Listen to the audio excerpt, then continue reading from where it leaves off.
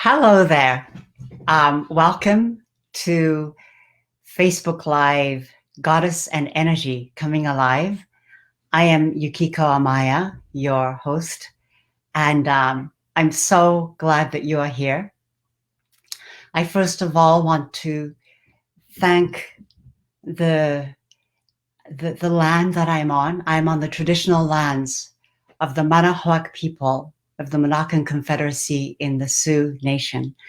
And if you know whose ancestral or traditional lands you are on, I welcome you to put it into the comments, or if you don't know, perhaps it's something that you can research into and find out. It's part of our, I feel, a respect not only for the land, but for the history that is in the land that goes further back than just our the current people who hold power in this nation that we are in. I am a healer and priestess of Goddess and priestess of Avalon.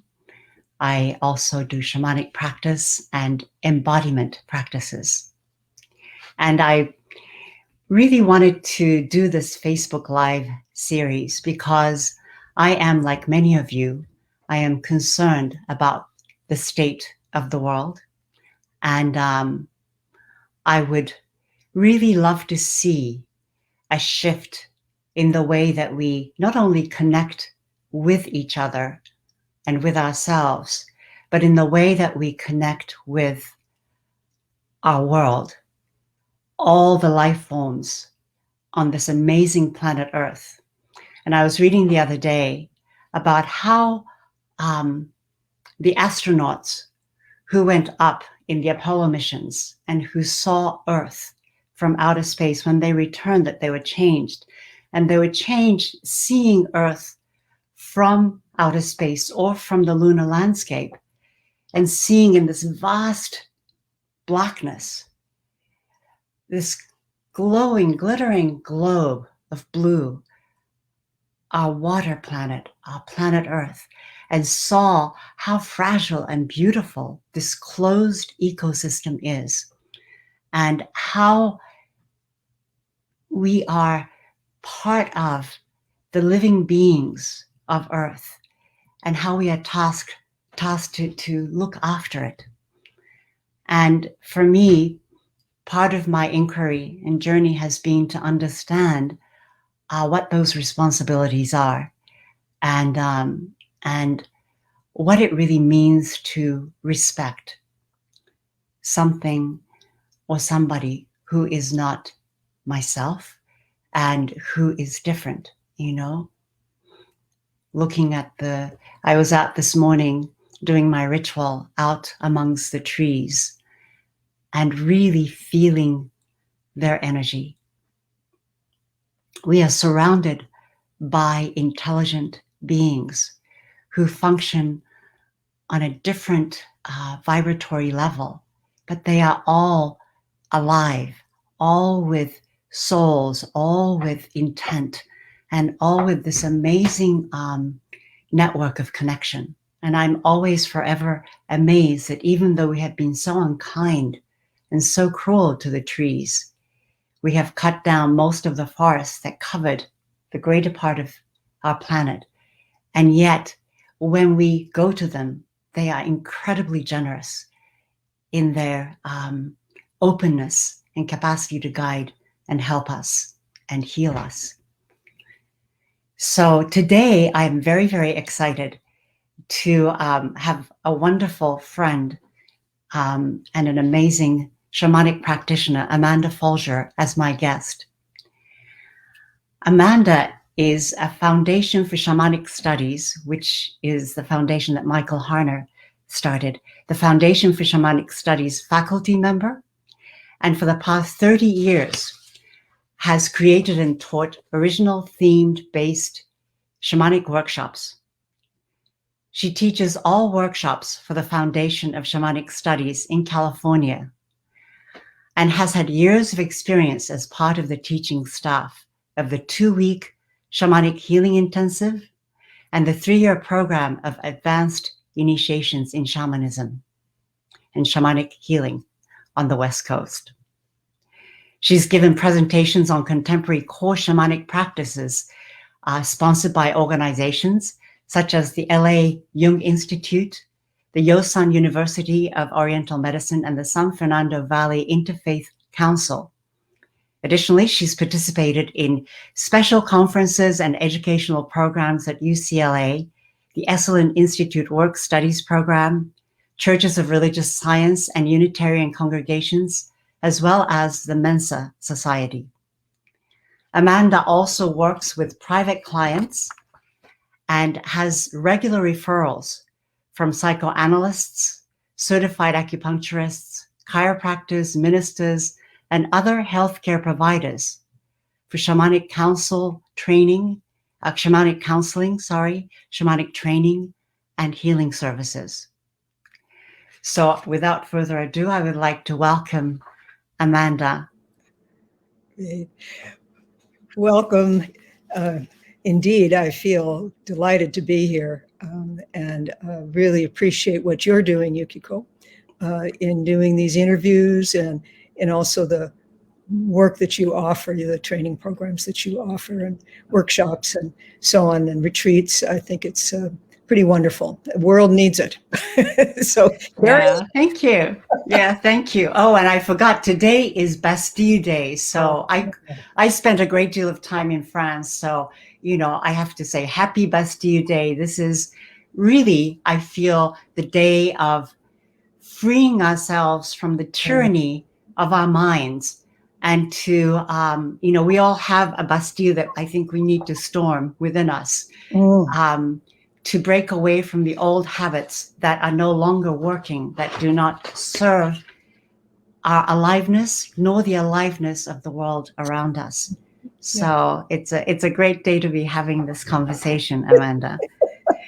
You know, so I want to dive right in and ask you. So, you know, because in shamanism, we're dealing with the seen as well as the unseen worlds. But when did you first become aware of the unseen world, do you feel? Well, I had it's kind of a spontaneous opening experience. And this was in my early 20s. And I had, you know, you can have different kinds of experiences in different ways and be moved and, you know, all of that. But this was an experience where I really could see that there's another reality that we are, you know, living in addition to the physical reality. And so, you know, these kinds of experiences are known. And I fortunately had good care from some friends who understood, whoa, you know, something has happened here and she needs to be taken care of for a little while, which I was. And was not very long after that I met my first really serious teacher. I'd been involved in Subud practice prior to this, which also has a lot to do with embodying spirit and moving and that kind of thing. It's quite wonderful. So, you know, I had those kinds of experiences, but this was something different. And it went on for a period of several days. And so it's, you know, you can see, you know, for yourself that it's not just talk about that there's these other realities and that there are, in fact, spirits that are part of our world. We're embodied spirits, you know, ourselves, actually. Yeah. How did that experience, do you feel, influence you? Did, you know, in your,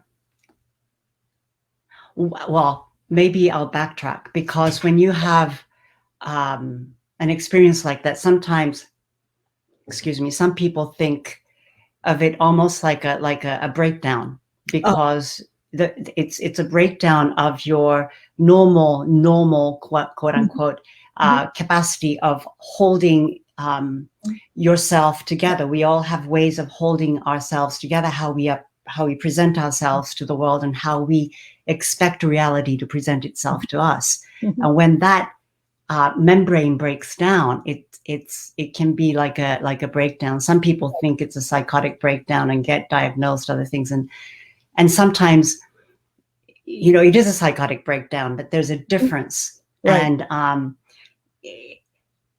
how did you start to navigate from that place Well, into the world? mhm.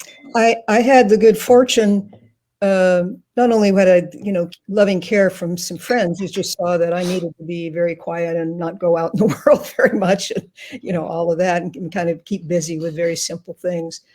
But I did meet my first serious spiritual teacher, who was Hindu. He was a medical doctor by background, um, and was part of the Hindu community. And so he recognized something had happened to me and invited me, you know, to come and sit and meditate. And, you know, and so little by little, it didn't take a real long time. I was really able to be functional again, and, you know, and all of that. But once I'd had that experience, it was like, okay, I get it. You know, the spirit world is very real. And yes, there's good, bad, and indifferent in the spirit world, just like there's good, bad, and indifferent in the ordinary world. And, you know, it would be good to, you know, have some training and to learn something about, you know, how to navigate in that, in the world, knowing, you know, about these things. So from that place, Mm-hmm. and that's you know, from that place, how did you end up or find yourself with shamanism? Well, I'd studied with, you know, my Hindu teacher. I was interested in things spiritual, you know, and went to talks, and, you know, worked with, you know, some different kinds of traditions. And I finally, at some point, had read Michael Harner's book, The Way of the Shaman. And I had known about him actually earlier, because I was a student at UC Berkeley, and that's where he taught. Okay. And when he came back, All right. he taught several other places. So I knew about him, but I didn't really understand much about what he had done and what his life was like. But I came across his book, and I was like, wow, um, this is kind of non-denominational approach to help and healing, and to really recognize the gift of traditional cultures who have practices that help them to connect with non-ordinary reality, and also to focus on help and healing. Um, and that in traditional cultures, that's really what shamans do, is they offer help and healing. They may be knowledgeable in herbs and in body work and in a number of other things too, but the power for their work comes from their relationship with helping and healing spirits. And so that interested me. I thought, wow, this is very practical. It's not just about going and sitting and meditating and having a great experience. This is about, you know, service and doing something with it and for it. So I really liked that. And I went and I took a course, in Michael's initial course. And then I signed right up for a residential course. And then I signed right up for the next residential course. And it was like, okay, this is great because it's practical. And it really, I found that was my path, and I appreciate other paths too. And I'm very grateful I've had experiences in different paths, but as I said, the practicality of the work was very appealing. Right. You know, it's really fascinating because with the practicality of the work, it makes me think of the work that I've been doing, and it's very much steeped in the goddess or the divine feminine. And I feel like that's more of the divine feminine, or the if one can say, but more of this feminine view where it's embodied, that things that we connect with the spirit world or with the unseen world, but there's a real connection with what we experience and what we bring in, not only for getting out of here. You know, it's got nothing to do with getting out of this terrible reality and going somewhere else, but it's really about bringing that knowledge, that wisdom, and to this mundane world that we live in, that it's very much about community, about family, about the community, not only of the humans, but the community of all the beings that we share our living space with, both seen and unseen. And people might disagree with me, but I tend to, for facility, I tend to look at that as more of a feminine way of seeing and working with, and that practical, hands-on approach that appealed to you so much. I totally get it, because that really appealed to me as well. Yeah. No, that's so I'm really curious about when you first went to the training, what happened? Well, I think what happened for me was just, teaching the teaching that Michael offers is really to learn how to move into a somewhat altered state of consciousness with sonic driving, meaning music, rattling, singing, dancing. These kind of traditional cultures do this everywhere. And so having that kind of very grounding and kind of practical way of shifting your consciousness. And again, your intention matters too. It's not like you just kind of sit and fix me, do me. It's you have to have an intention to make these connections for yourself. And how that happens for you is, uniquely yours. So some people are very visual in the way they have experiences. Some people are more kinesthetic. Some people are more auditory. And I think the more you practice, it's like at any kind of skill, the more you practice, the better you get at it. And the more you understand, oh yeah, I can feel something, I can sense something, I can hear something, I can see something that I understand is true. And I understand, okay, this is actually going on. Yes, the tree has a spirit. Yes, this place where I go in nature, where there's these rocks and this pond, it's, everything is alive there. And it's not just us humans who are kind of trotting around the planet and running the show. It's really about, wait a minute, every living being has a spirit. And and I think shamanic cultures understood this. And I think it gives you a sense of community that we kind of miss these days here on planet Earth. So I think the interest in shamanism and the interest in the kind of work that you're doing and others are doing, I think this is what's going to get us through.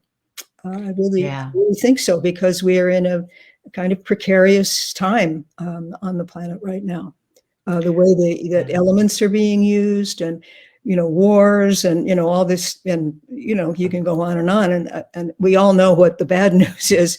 I'm interested in, let's get to the good news, and let's be players in it, and not just be kind of victims.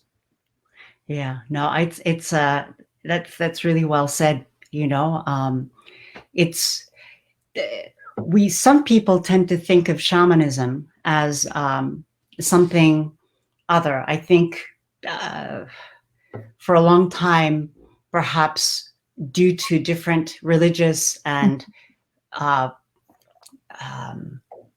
certain, there was a European political, social, economic dominancy, over the world, and then American, which kind of looked at shamanism and the indigenous cultures as something less than. It wasn't as evolved and not as scientific, or not as driven in terms of the values that the American European way of looking at things saw as valuable. It didn't make money, it didn't have buildings, it didn't have all of these things. And now, as you say, I feel like it's come to a place, and when we were talking about this before, you said how the interest in in this other way of seeing, this other way of connecting with the world, with nature, and understanding ourselves and understanding what's really valuable. All the money in the bank isn't going to do anything if we have no more clean water. Right. You know, and so this newly found way of looking at the world is so important. And I also want to remind those of European descent that shamanism isn't just, we use the word shamanism. It does, the word shaman does come from certain tribes in the Siberia and the Mongolian region, but now it's in English. I feel like it covers this way of connecting with, helping spirits to be able to connect with the unseen world. But I just wanted to remind those of European descent that shamanism is also indigenous to the European people. Very much. You know, you look at you might know about the Druids, and also there's people who are recovering a lot of work around Celtic shamanism and trying to understand how that comes in, and the different goddess works that's happening, or some of you who are interested in witchcraft. All of those things are connected with nature, with oneness with nature. And so I just wanted to talk about that it's not this alien thing. No, it is not at all. It's in cross-culturally all over the world. There's been some version of shamanism and understanding that, everything is alive, that we share in the greater creative life of the planet, and that we're not solo acts. And I think to really understand that and bring it home, any form of spiritual practice, I think, can be pretty helpful in waking up to that. But I think shamanism in particular recognizes, everything is alive and we are one family. And yes, we can communicate with each other in ordinary reality and in non-ordinary reality. And shamans traditionally were healers in the traditional cultures. They learned about the healing values of different kinds of plants and different kinds of waters and, different kinds of ways in which help and healing could be brought to members of the community. Wasn't there also this interest for the shamans about balance between the community and the natural world, for example? If something was out of balance, that it could bring, I don't know how it works within shamanism. I'm thinking about the Japanese practice of Shinto, which is connected to a more ancient form of shamanism in Japan. And they talked about the balance in terms of purification. Beautiful. So in terms of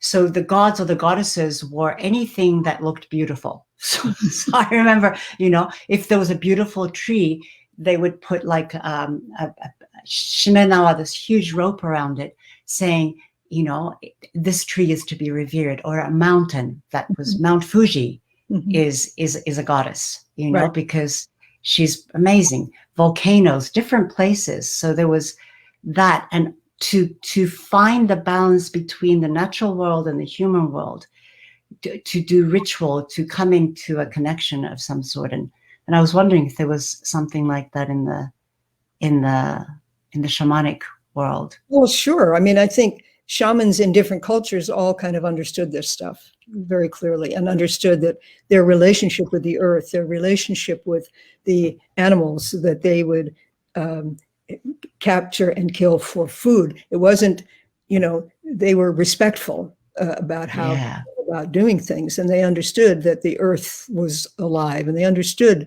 that there maybe are places that are more powerful or have more access to spiritual experiences and things like that, as well as different kinds of practices, fasting, vision questing, in all kinds of different ways, in caves, for several days, or not eating and fasting, and being in isolation. Very often, anybody I think who's done a vision quest, I've had the experience of doing vision quests, and it's a very, very powerful experience. You don't eat. You're just there in one place in the wilderness for 4 days and nights. And you have the opportunity to go deep into, oh my goodness, the earth here is alive, and the plants and the birds and the animals and everything that is around here, there's a conversation going on. We're not just, solo acts just carrying on all the time. And I think that kind of experience is humbling, but in the best kind of way, where you recognize, oh my God, I'm part of something bigger. And that's when you begin to get it. We live in a miraculous planet. We don't know yet if there's anything like the Earth anywhere in the universe. It seems possible, but so far we get it that this is pretty rare, and that we get to have an embodied experience here and share life with all these other life forms, and with these very basic elements that we have to have in order to survive. That's pretty big. And a lot of traditional cultures, they did initiatory work with young people because they realized they had to have their own experience of it, not just be told a story about it, but they had to have an experience of it in some way. And then they could come back and be a member of the community in a responsible way. Some might get called then to do healing work or to do, some form of shamanic practice, and that's fine. But I think those initiatory experiences in traditional cultures, they got it. Everybody's got to have their moment of drinking in the aliveness of everything around us, and that we are in community. We aren't, just by ourselves. Yeah, and that's, I remember the time when I was working with council work at the Ojai Foundation, and how they were trying to revive this initiation process, especially for the teenagers today, who are so kind of left on their own to try to self-initiate, and the kind of loss that there is when there isn't a container that's held for them so that they can pass through this passageway of teenagerhood to become an adult. And that initiation process, as you say, in those indigenous societies, when there was an understanding in a way that was different. It wasn't about just getting good grades and getting a good job, which makes you into an adult. There was a real, I love the word that you used, respect of, and that of developing that capacity of respect. And responsibilities. We have responsibilities. And it's interesting, in recent times, there's been various incidents where there's been, digging for oil, or going and doing a ton of cutting down forests of trees, to get wood so that, we can build houses and have cars. And, and you take a look at some of these indigenous peoples are standing up and saying, I'm sorry, you cannot do this here. This is sacred land, and our relationship with the land here and with the plants and the animals here and the water here, it matters. And no, you cannot come here and do that. And it's, because they recognize there's a kind of balance between all of these different elements and all of these different life forms. And, to become aware of it. And again, a lot of traditional cultures got that. And yes, may do different kinds of ceremonies and different kinds of rituals, but having that respect for all these different life forms and understanding how, yes, they can hunt, yes, they can build structures, yes, they can do things, but doing it mindfully with, wait a minute, if I do it this way, it's going to have an impact on some other life form, and I need to pay attention to that. I need to understand community is where we have to be, coming from here. We cannot come here just as by ourselves. Yeah.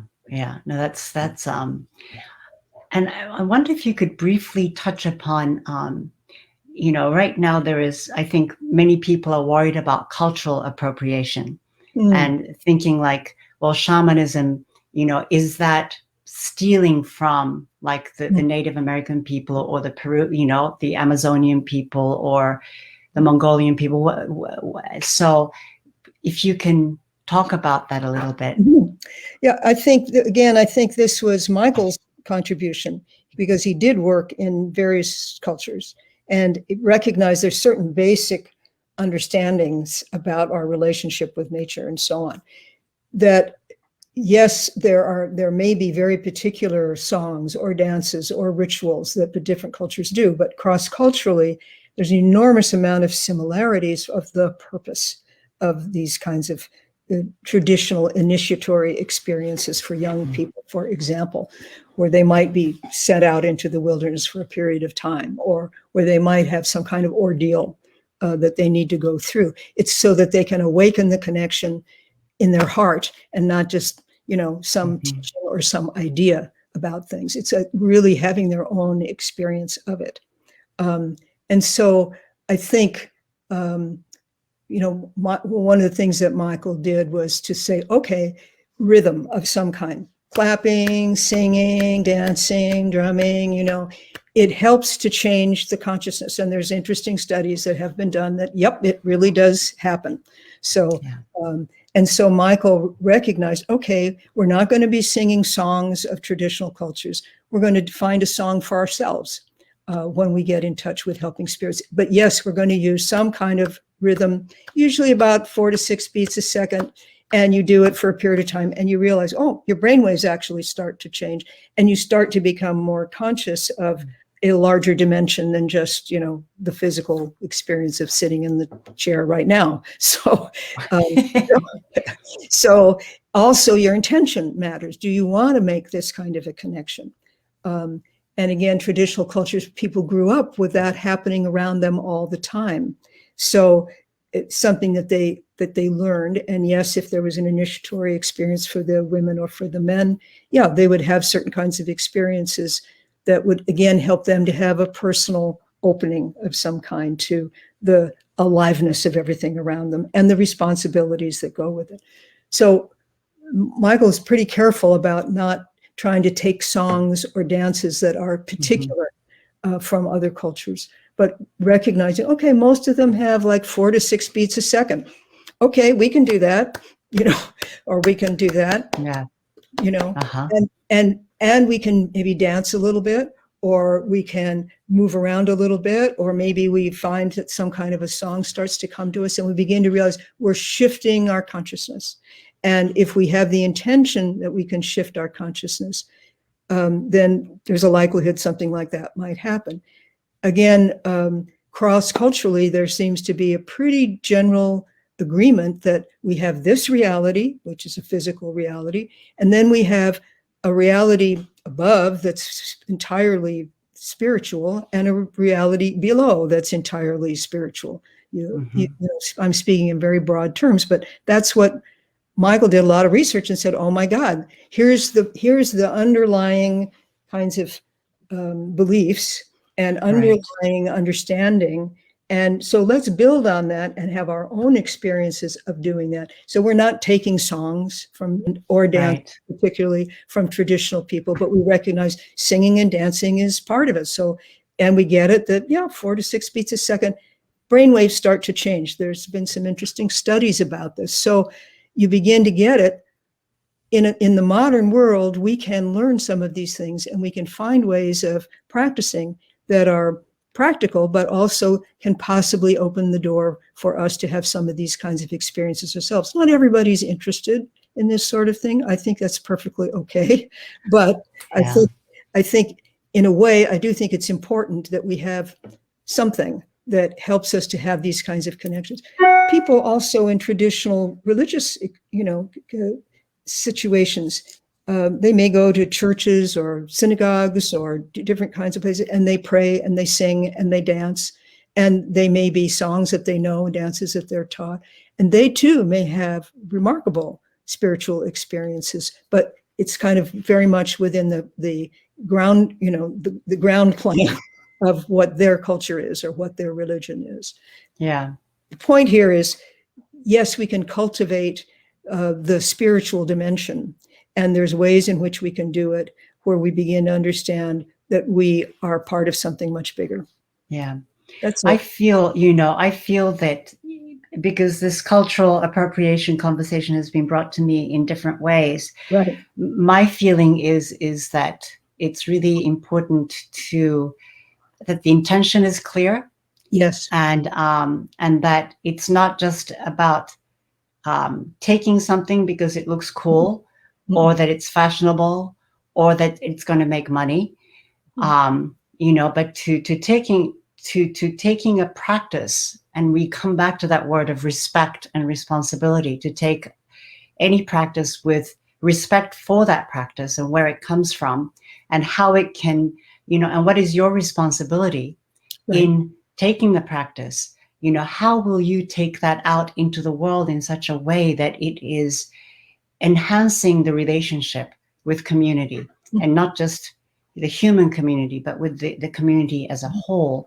And that is a very deep question. Yes. That that requires each one of us. I don't feel like there is one answer. It requires each one of us to step up to that place of integrity, and to ask ourselves very seriously,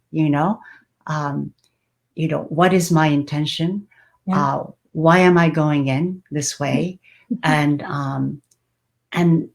with that foundation, I feel that it's really, really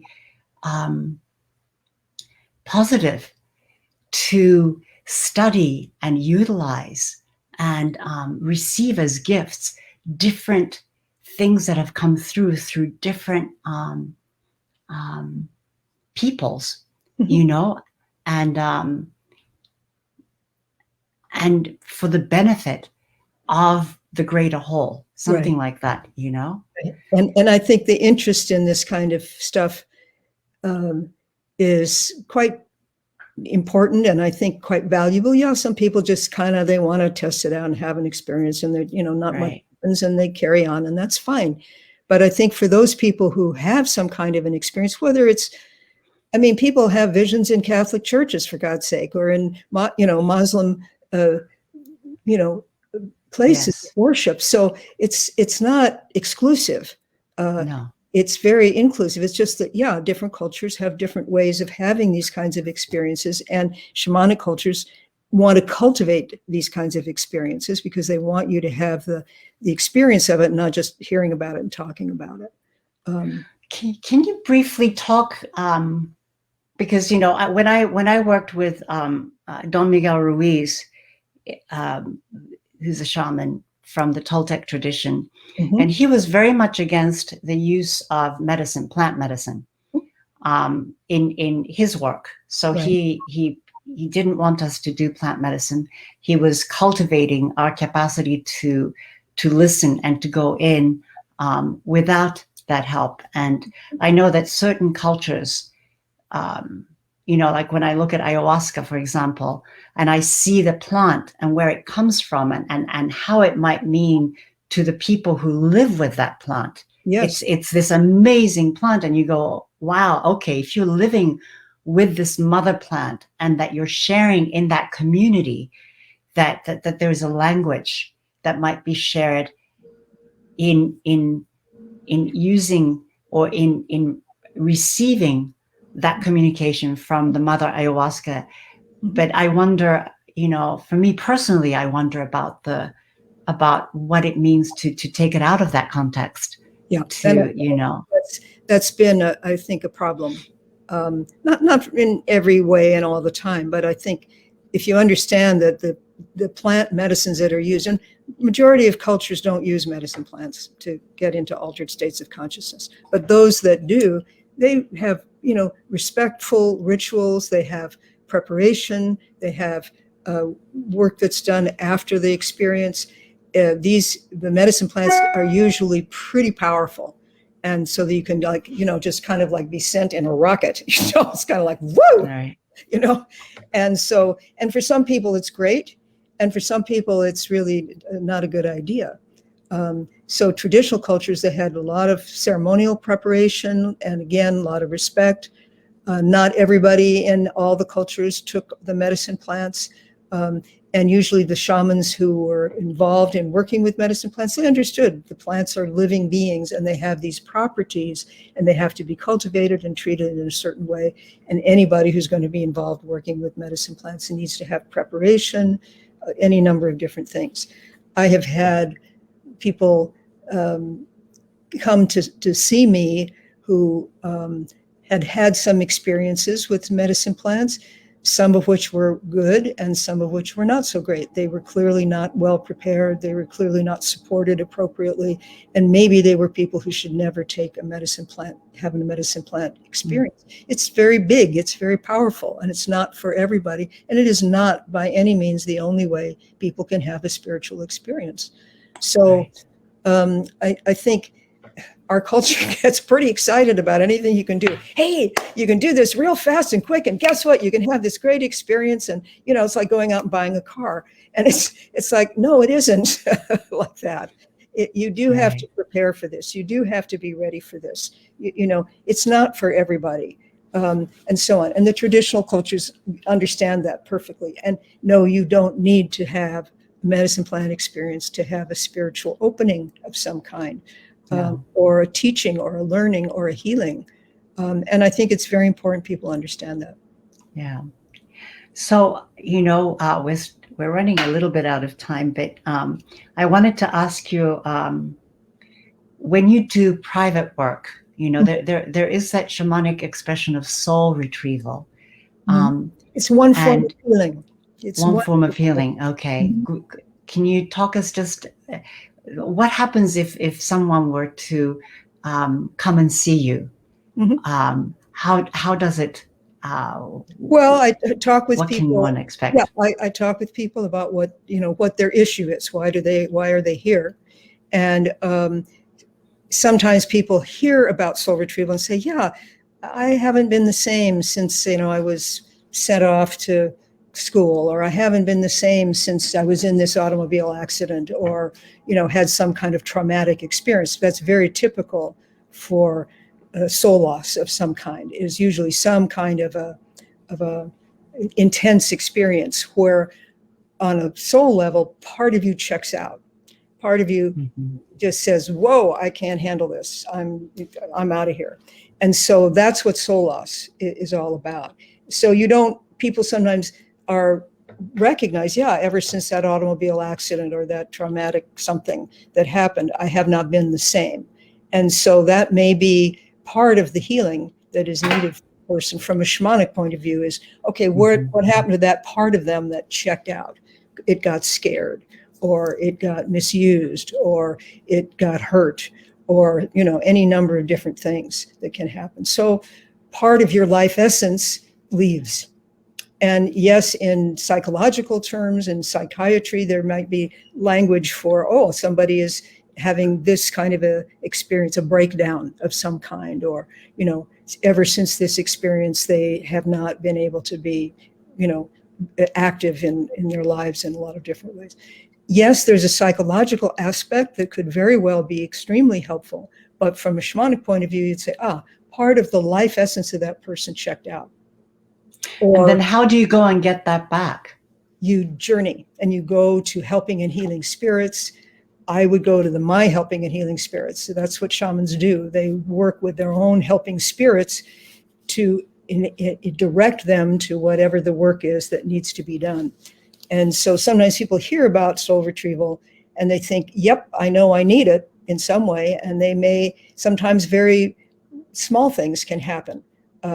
You can have a big things, an automobile accident, or a loss of a loved one, or, having to move from a home where you always felt very happy. You can on and on and on. We have these experiences. If you're pretty strong, you may not have part of your life essence leave. But if you have a really big experience, a big traumatic something, part of you could kind of check out and not really want to be here, or not know how to be here when such an experience has happened. So in shamanic work, the shaman journeys to their helping spirits to say, is there some part of this person that isn't here with them that we can restore to them here today? Or, can we do that kind of work for this person? So you always check, you always make sure. And and then you journey to meet with the helping spirits who direct you to wherever that part of that person soul is, and you bring it back. And it takes a lot of practice to get, do effective work. Right. And it's not something that's just kind of casual, and doesn't that sound neat? Yeah, because you are working with part of the life essence of this person. So you want to work with great respect and great care.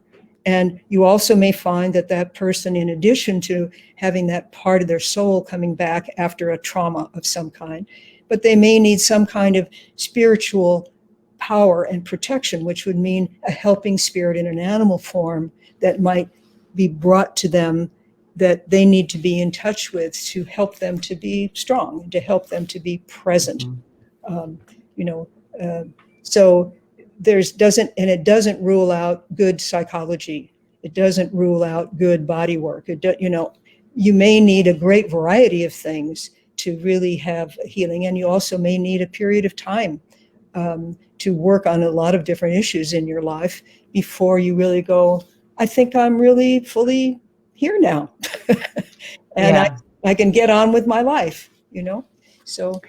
Yeah, that's really true with integration. And it's really fascinating because there is the, to restore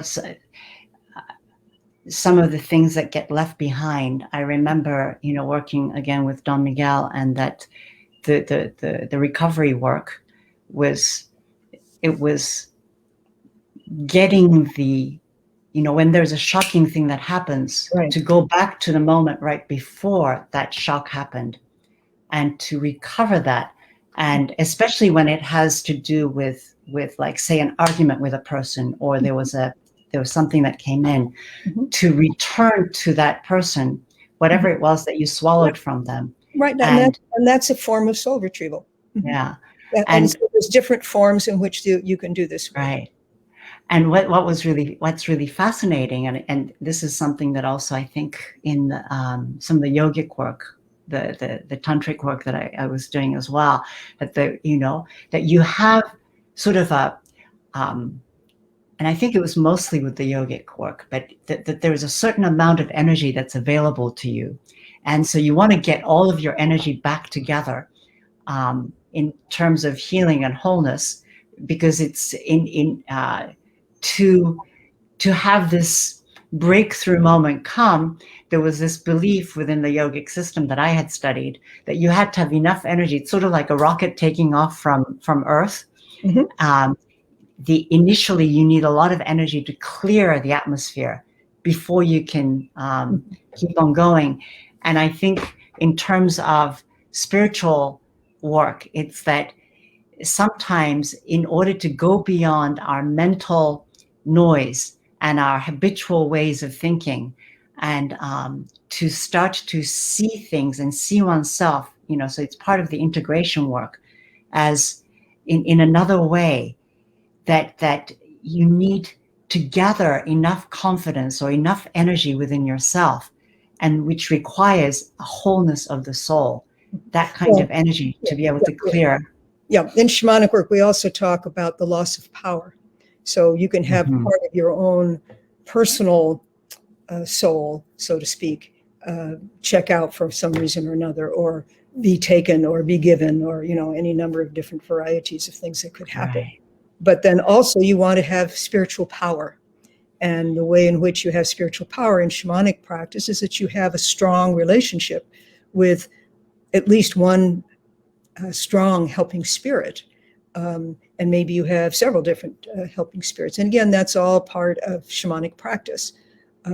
So you want to have some degree of spiritual power, meaning connection with some kind of helping and healing spirit that carries, that essence of the power of the universe. We're all like little walking versions of that. We each have our own little bit of the power of the universe that we express through ourselves and that we embody in some way. So does everybody. Yeah. So yeah. Beautiful. Well, if there are any questions out there, please write it into the comments box. And for those of you who would like to connect with Amanda and to see more of her work, or to do a private session or look at some of the workshops that she's offering, please go to her website, amandafoulger.com, and my wonderful assistant Noelle, and if you can put that into the comments box as well, that would be great. And so I invite those of you who have been listening in, if you have any comments or any questions or any experiences that you would like to share, please do that. And I wanted to see if you would guide us in, right now the world needs a lot of healing. Okay. I have a question. It says, how do you begin connecting to helping spirits that can aid me in this healing process? Well, I think the way you do it, and from shamanic point of view, is you learn how to journey. You learn how to make connections. And again, in the kind of work that I do, we use sonic driving, drumming, singing, rattling, dancing. Those are ways in which we can shift our consciousness, but we also have to have the intention. And so it's good to train. It's good to learn a little bit about it, either in a workshop or in a private session, variety of ways you can learn how to do this. It's not big and complicated, but it does, like everything, take some practice. Some people do it very easily. Some people find it something they have to kind of work at to begin to relax and open to, how this might be for them. So, yeah. So Amanda, would you like to give us a little, well, not a little, but an experience of... I think what I'd like to do maybe is just take a few minutes here. I work with my rattles. You can work with rattles or drums and, and things like that. And so I usually work with rattles, and I'll just do a little rattling. It just helps to shift your consciousness a little bit, and just asking for blessings, asking for helping and healing spirits to, be with us, all of us who have been in this circle today, to help us to move forward and to bring peace and love and healing into our world. So just keep it simple. Okay. Okay.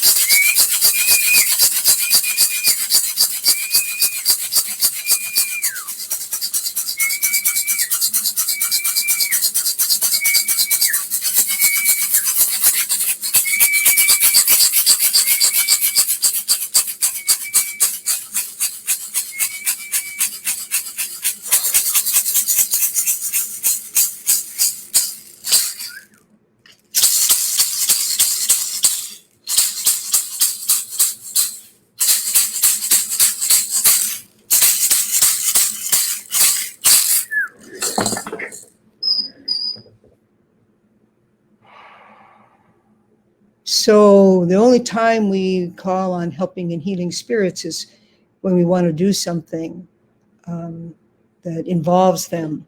And so we've just asked for helping and healing spirits to be with us here today, and to really help us to move forward on our planet home, and to bring peace and love and health and wellness into our human community, so that we can really live in peace here, and be able to be respectful of all life forms, live as community, not just as solo acts, and just recognize we're part of something much bigger.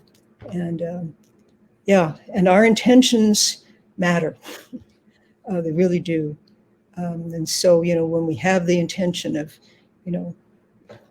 love and service and caring and peace and healing, it matters how we go about our days and how we are in our communities and in our families. So I wish all the best for all of us as we move through this major time of initiation and change.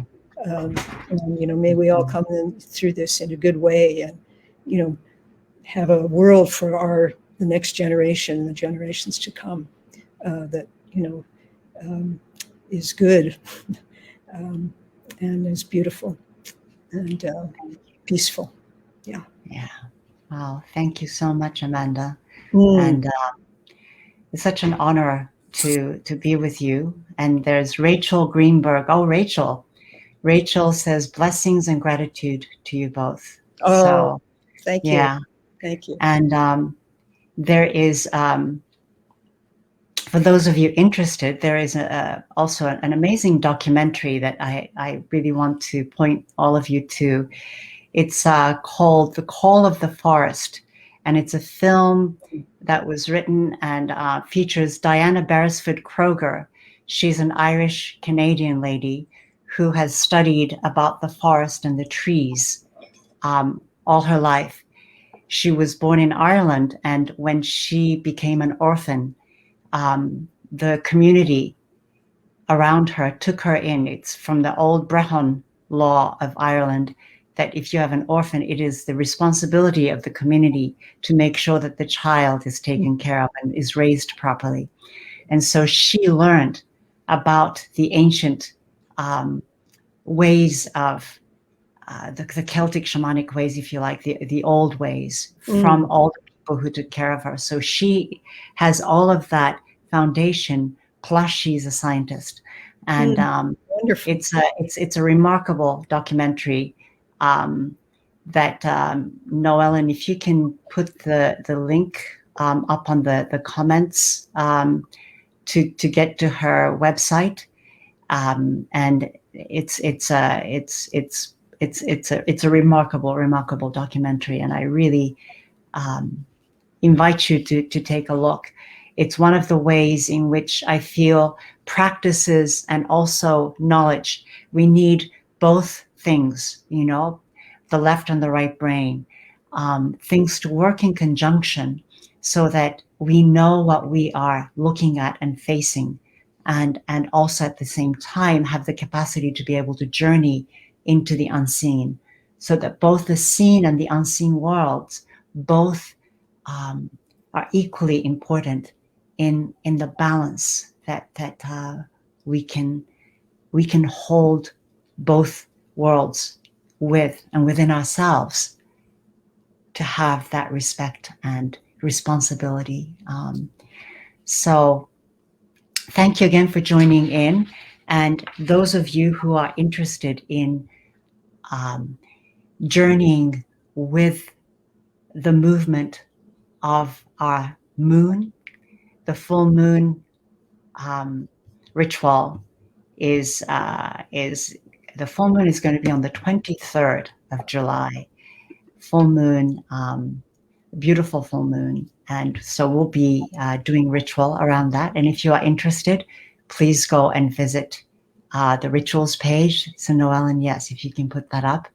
And also Lamas is coming up. Lamas is the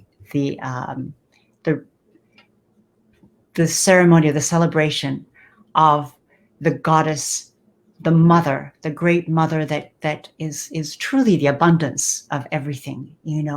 She provides us with all the food and the grains. It's around this time of the year when the first harvest is coming in, and so we'll be doing a ritual on August 2nd.